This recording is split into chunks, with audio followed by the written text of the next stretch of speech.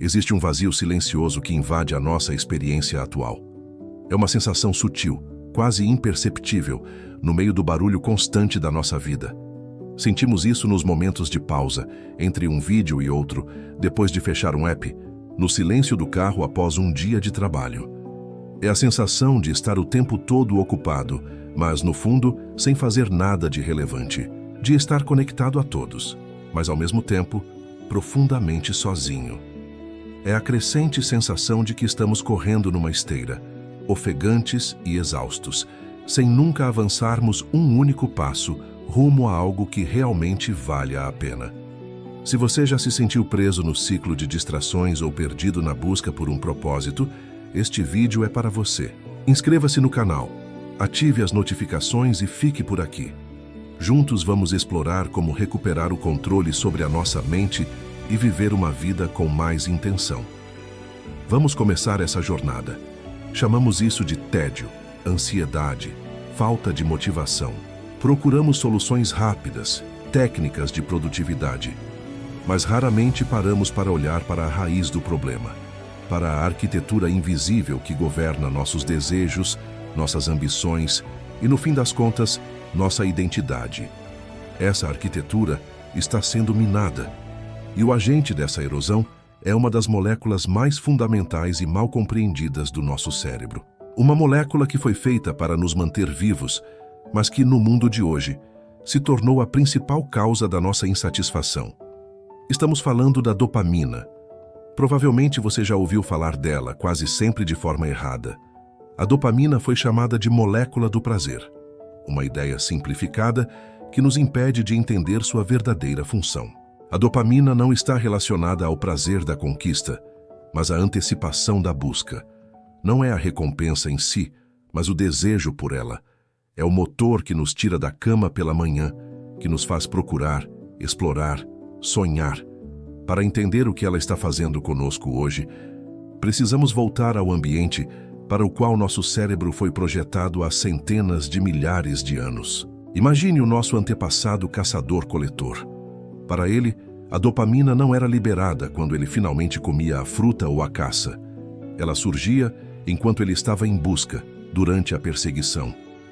Era a molécula que o mantinha focado enquanto ele seguia a trilha, que o fazia sentir uma emoção ao ver de longe uma árvore cheia de frutos. Era a promessa neuroquímica de que o esforço valeria a pena. A recompensa, o prazer de comer vinha de outros sistemas, como os opioides endógenos.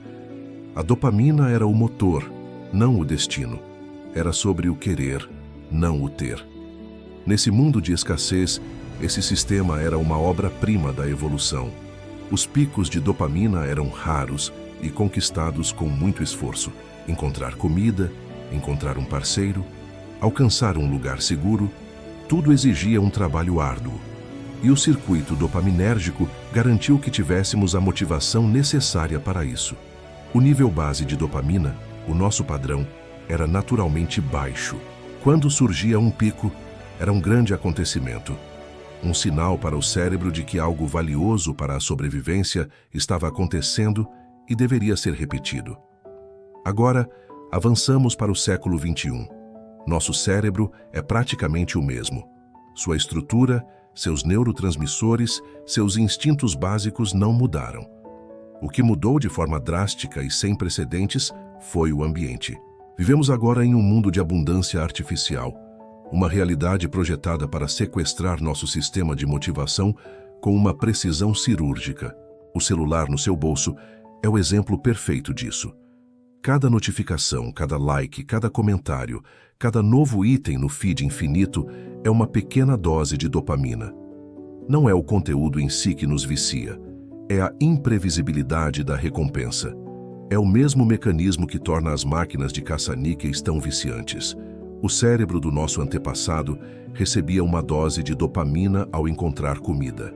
O nosso cérebro recebe centenas delas todos os dias ao puxar a alavanca digital da tela, esperando uma recompensa variável, uma foto interessante, uma mensagem de um amigo, uma notícia chocante. A pornografia online, a comida cheia de açúcar e gordura, os videogames com recompensas constantes, todos são superestímulos, São versões concentradas e artificiais das recompensas que nossos cérebros evoluíram para procurar. São injeções diretas de dopamina sem esforço nenhum por parte de quem as recebe. E é aqui que se encontra o núcleo da nossa tragédia moderna. O nosso cérebro, tentando se proteger de tanta sobrecarga, começa a regular-se para baixo. Isso é chamado de homeostase. Se você entrar em uma sala com um cheiro forte, depois de algum tempo, você não sente mais. Os receptores olfativos perdem a sensibilidade. O mesmo acontece com a dopamina. Quando bombardeamos nosso cérebro com picos constantes de alta intensidade, ele reage diminuindo a quantidade e a sensibilidade dos receptores de dopamina. O resultado? Nosso nível básico de dopamina cai. O chão sobre o qual nossa motivação se sustenta desaparece. Precisamos de estímulos cada vez mais fortes para sentir a mesma pontada de desejo. E o pior, atividades normais e saudáveis começam a parecer sem graça, chatas e sem interesse. O mundo real, com suas cores naturais, passa a parecer preto e branco perto do Technicolor da tela. Nesse ponto, a dopamina entra em conflito com o propósito. O propósito, por definição, é uma jornada de longo prazo. Escrever um livro, construir uma empresa, aprender um instrumento, cultivar um relacionamento profundo, essas são atividades que exigem esforço constante, paciência e a capacidade de lidar com o desconforto e o tédio. As recompensas são escassas e distantes.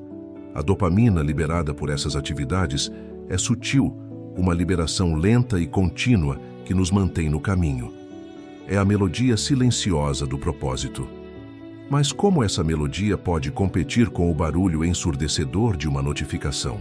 Como a recompensa distante de terminar um capítulo de um livro pode competir com a recompensa imediata de mais um vídeo de 30 segundos? Não pode. O seu cérebro, agora insensível, já não consegue perceber os sinais fracos da dopamina associados ao esforço de longo prazo. A busca por um propósito torna-se, a nível neuroquímico, indistinguível da dor. Não é uma falha de caráter ou de força de vontade. É uma falha do sistema. Sua capacidade de se motivar para o que é difícil e significativo foi sabotada pela exposição ao que é fácil e trivial. Começamos a evitar o esforço não porque somos preguiçosos, mas porque nosso cérebro foi treinado para interpretar tudo o que não oferece uma recompensa imediata e intensa como inútil. O vazio que sentimos não é a ausência de estímulos, é a ausência do desejo por algo que realmente importe. Esse estado de desejo entorpecido não é uma abstração filosófica, é uma realidade fisiológica. Para entender isso, precisamos visualizar um dos princípios mais simples e brutais da neurociência: o equilíbrio entre prazer e dor. Imagine uma balança no seu cérebro. De um lado está o prazer, do outro a dor. Quando nada de particularmente bom ou ruim acontece, a balança está equilibrada. Esse é o estado de homeostase. Quando você experimenta algo prazeroso, come um chocolate, recebe um elogio, vê um vídeo engraçado, o lado do prazer desce. O cérebro, no entanto, odeia o desequilíbrio. Ele começa a adicionar peso ao lado da dor. Esse peso é a razão pela qual o prazer não dura para sempre. É a leve sensação de vazio depois do riso, o desejo de comer mais chocolate quando o primeiro acabou. No mundo dos nossos ancestrais, os estímulos que inclinavam a balança para o prazer eram modestos e raros. Uma refeição saborosa, uma boa conversa. O cérebro respondia proporcionalmente. Um pequeno peso no lado do prazer, seguido de um pequeno peso no lado da dor, e a balança voltava ao normal. Mas no nosso mundo moderno, não há pequenos pesos. Nos atacam com bigornas.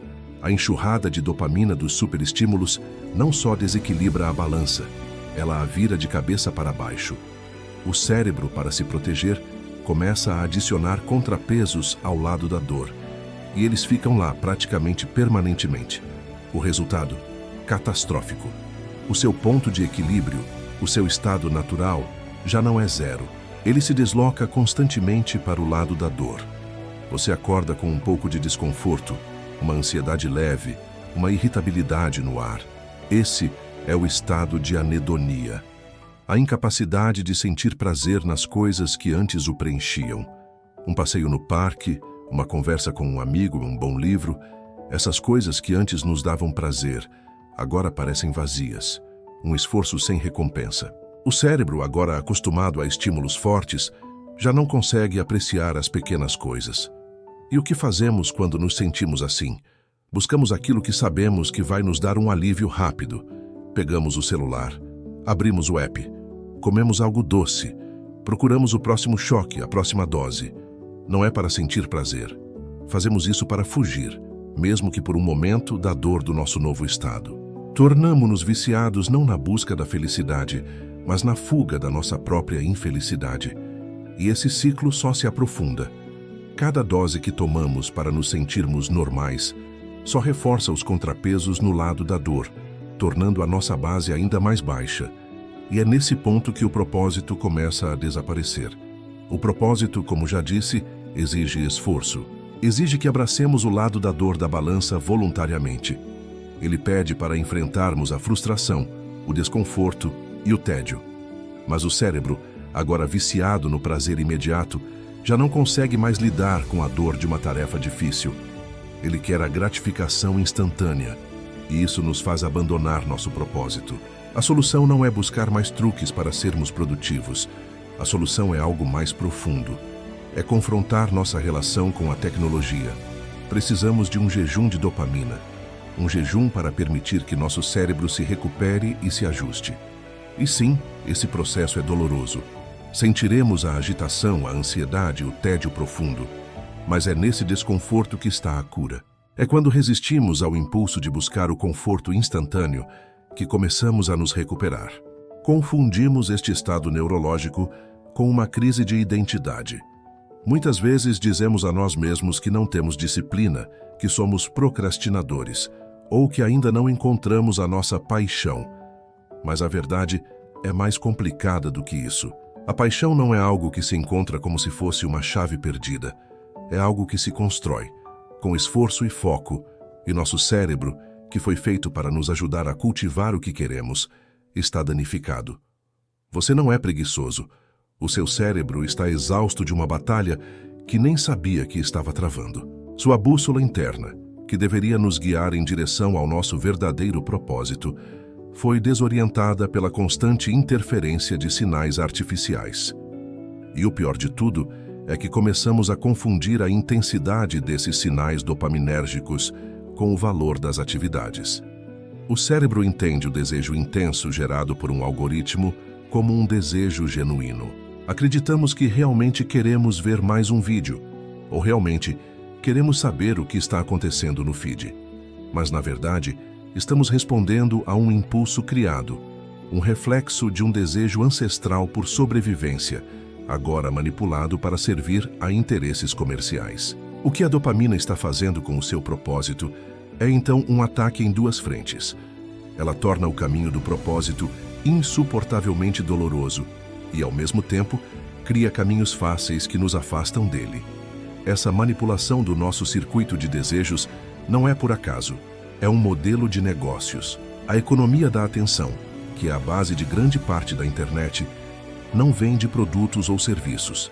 Ela vende a sua atenção. O seu tempo e foco são os recursos mais valiosos, e a competição por eles é feroz. Para capturar e manter sua atenção, as empresas precisam manter seu sistema dopaminérgico ativado o tempo todo. Elas investem bilhões em neurocientistas e psicólogos para criar produtos que sejam os mais eficazes possíveis em sequestrar a nossa biologia. Elas não têm intenções ruins, mas são altamente eficientes em otimizar uma única métrica: o tempo de envolvimento. E a dopamina é a chave que elas usam. Pense no design de um feed de notícias infinito.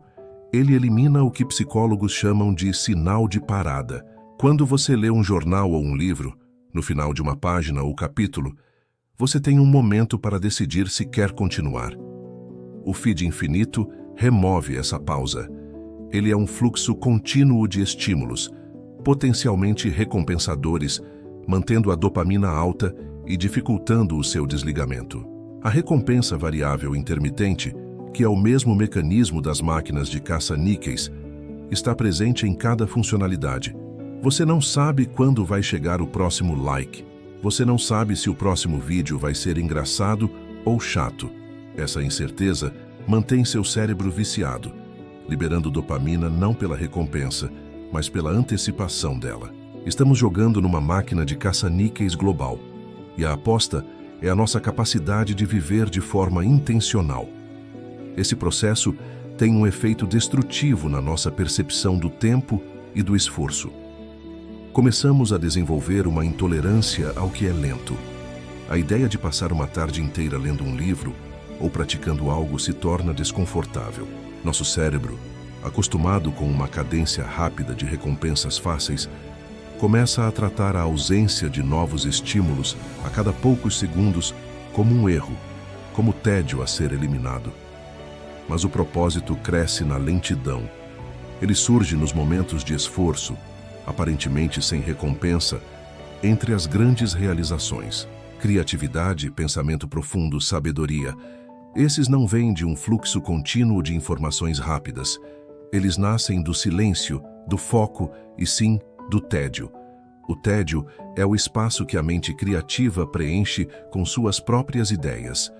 Mas nós eliminamos esse espaço. Ao primeiro sinal de desconforto mental, preenchemos tudo com o brilho fácil da tela. Estamos destruindo os terrenos férteis da nossa mente, tornando-os estéreis. O efeito mais perigoso dessa reconfiguração neurológica é como ela distorce nossa identidade. Nossa identidade é, em grande parte, construída pelas nossas ações, especialmente aquelas que exigem esforço e compromisso. Você é um músico porque pratica. Você é um escritor porque escreve. Você é um bom amigo porque investe tempo nas suas relações. Essas ações, alimentadas por um sistema dopaminérgico saudável, formam o nosso caráter. Mas quando nossas ações são cada vez mais guiadas por impulsos externos e algoritmos, nossa identidade começa a se desfazer. Começamos a ser mais reativos do que proativos. Nosso dia não é mais moldado pelas nossas intenções, mas pelas notificações que nos chegam.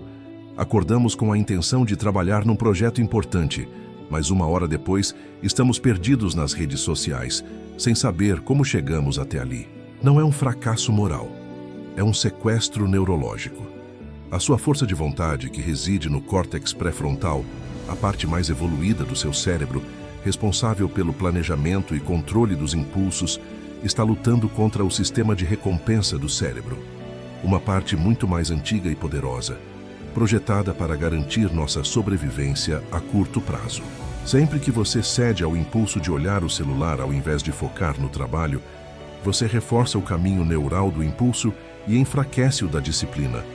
Com o tempo, o caminho da gratificação instantânea se torna uma estrada larga, enquanto o caminho do propósito se torna um trilho coberto de vegetação. O seu cérebro muda fisicamente para se tornar mais eficiente no que mais praticamos. E o que a maioria de nós pratica é a distração.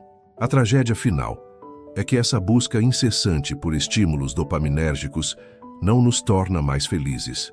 Pelo contrário, a felicidade duradoura, o que os filósofos chamam de eudaimonia, está ligada ao progresso em direção a objetivos significativos. Está ligada ao sentimento de competência, autonomia e conexão. A dopamina dos superestímulos não nos traz isso. Ela oferece um prazer rápido, mas que logo é seguido por um vazio ainda maior. É um prazer artificial que nos preenche momentaneamente, mas nos deixa desnutridos e desejando mais. Vivemos na era mais estimulante da história humana, mas as taxas de ansiedade, depressão e suicídio continuam a subir.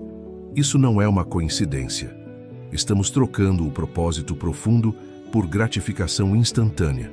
Estamos sacrificando a satisfação a longo prazo pela conveniência de curto prazo. E o preço disso é o nosso sentido de significado. O que a dopamina está fazendo ao seu propósito não é apenas distrair você, mas convencê-lo quimicamente de que o propósito não vale o esforço. Reconhecer esse mecanismo não é ceder a ele. É o primeiro passo para retomar o controle. A saída desse ciclo vicioso não está em mais aplicativos de produtividade, truques de gestão de tempo ou na busca de uma paixão salvadora. A solução é mais simples, mas mais difícil. Exige que façamos uma mudança radical na nossa relação com a tecnologia. Exige que façamos um jejum de dopamina. Esse termo não é cientificamente perfeito, mas capta a ideia. Precisamos reduzir drasticamente nossa exposição aos superestímulos para permitir que nosso sistema de recompensa se recupere e se ajuste. É como levar um viciado para uma reabilitação. O objetivo é permitir que os receptores de dopamina, sobrecarregados, se tornem sensíveis novamente. É permitir que nossa linha de base de prazer e dor, que foi deslocada, volte ao seu equilíbrio natural. Este processo é doloroso. As primeiras horas ou até dias de desintoxicação digital são difíceis. O cérebro, privado da sua dose habitual, grita. Sentimos agitação, ansiedade e tédio profundo. É nesse momento que a maioria desiste, mas é justamente nesse desconforto que a cura começa. Esse sentimento de abstinência é a prova de que o sistema está desregulado.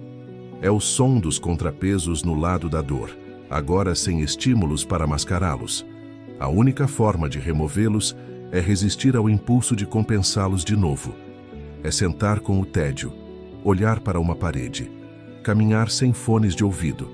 É permitir que sua mente fique, pela primeira vez em muito tempo, sozinha, sem a ajuda de um estímulo externo. Gradualmente, algo notável acontece. À medida que o ruído diminui, o sinal interno começa a ser ouvido. A balança começa a se equilibrar. As atividades simples, que antes pareciam sem graça, começam a ter cor. O sabor da comida fica mais intenso. A beleza de um pôr-do-sol, antes ignorada, se torna emocionante. Uma conversa sem o celular na mesa se torna mais rica e mais presente. Seu cérebro está se recalibrando para o mundo real. Os pequenos prazeres começam a ser suficientes para inclinar a balança.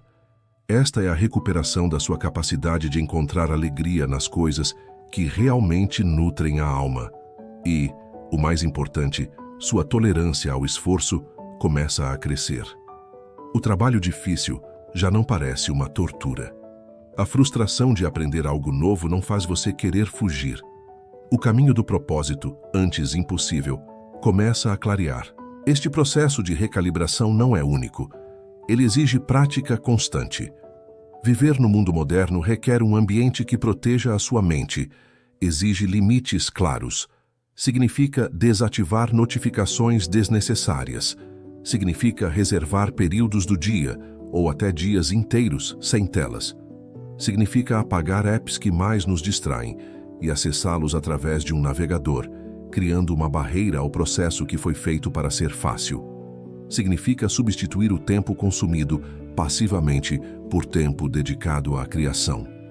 Trocar uma hora de rolagem por uma hora de escrita, desenho, música ou construção. Essas atividades criativas são o antídoto perfeito para a dopamina barata. Elas liberam dopamina, mas de um tipo diferente. A dopamina que vem do esforço, do progresso e da maestria. A dopamina que constrói a autoestima, não a que a destrói. A batalha pelo seu propósito é, no fim das contas, uma batalha pelo seu foco. E o foco, no século XXI, não é apenas uma habilidade, é um ato de rebelião. É a recusa de deixar que sua mente seja fragmentada e comprada pelo maior lance. É afirmar o seu direito de direcionar sua energia mental para o que realmente importa e não o que um algoritmo decide. Para fazer isso, precisamos redefinir nossa ideia de produtividade. A verdadeira produtividade não é fazer mais coisas, é fazer as coisas certas. E para saber o que são essas coisas, precisamos de espaço, silêncio e introspecção. Precisamos de tempo para ficar entediados. O vazio que tememos não é algo a ser evitado com distração. Ele é uma tela em branco, o espaço onde as nossas perguntas mais profundas podem surgir e onde as respostas podem finalmente ser ouvidas. Quem somos nós, além dos nossos impulsos? O que realmente valorizamos quando o barulho para? Que legado queremos deixar, um dia de cada vez? A dopamina não é má. Ela é uma força poderosa e essencial. Pode nos ajudar a curar doenças, explorar o cosmos e criar obras que transcendem gerações. Mas, como o fogo, pode aquecer a nossa casa ou incendiá-la. Durante muito tempo, deixamos o fogo se espalhar sem controle, alimentado por forças que não têm nossos melhores interesses em mente. O resultado disso é uma epidemia silenciosa de vidas não vividas, de potencial não realizado, de propósitos abandonados. Recuperar o nosso propósito significa recuperar o controle sobre esse sistema. Significa passar de uma reação neurológica para uma ação consciente. Significa escolher o desconforto do crescimento em vez do conforto da estagnação. A escolha não é fácil. O mundo inteiro está conspirando para nos manter viciados, passivos e distraídos, mas dentro de você existe a capacidade de criar um caminho diferente. A capacidade de dominar seus impulsos em vez de ser dominado por eles. A capacidade de usar a dopamina não para buscar gratificação instantânea, mas para alimentar uma jornada de significado longa e árdua, mas infinitamente mais gratificante. O vazio que você sente não precisa ser o seu destino. Pode ser apenas o começo de um novo caminho. Agora que você entendeu o poder do silêncio e da ação intencional, é hora de tomar as rédeas da sua vida. Se você está pronto para viver com mais propósito e foco, inscreva-se no canal, curta este vídeo e compartilhe com quem também precisa dessa transformação. Não espere mais. Vamos juntos nessa jornada de autoconhecimento e crescimento. Até o próximo vídeo.